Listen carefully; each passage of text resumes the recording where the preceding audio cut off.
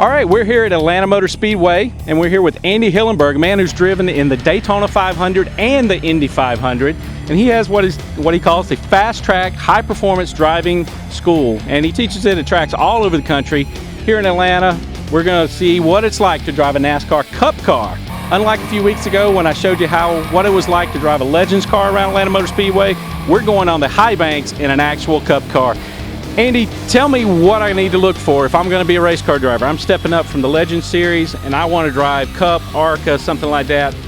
This is a lot different from the Legends car I drove the other week. Oh, absolutely. I mean, this is 3,400 pounds of pure racing machine. Our school cars are well up over 600, 650 horsepower. The big guys that are going to race here on Labor Day, they're going to be up over 900 horsepower.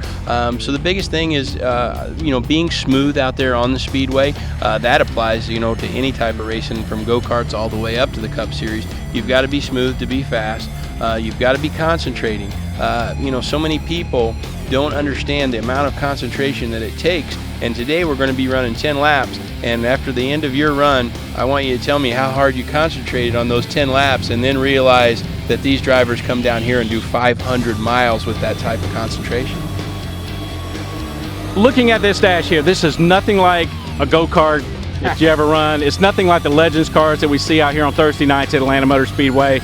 And it's certainly not like the car I drove up here to the track in.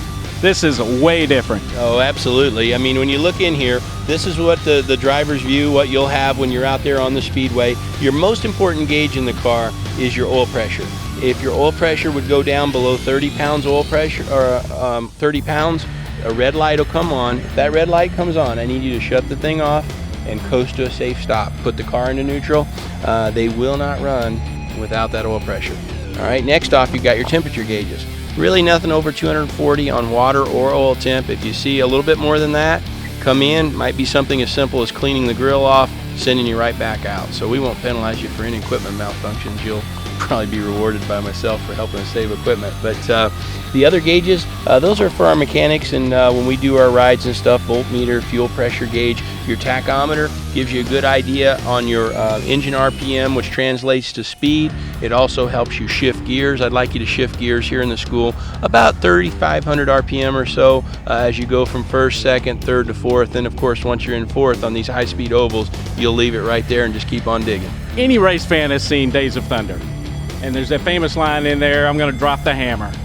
That's not really the way these guys shift when they're at full speed, is it? No, it's really exciting for the movies, but when you've got into fourth gear, you've dropped the hammer and you're going to leave it there. So fourth gear, once you're there, as a former race car driver, when you get stuck behind somebody and you just can't quite get them, boy, you sure wish you could grab another gear and go. But once you're in fourth, you're there.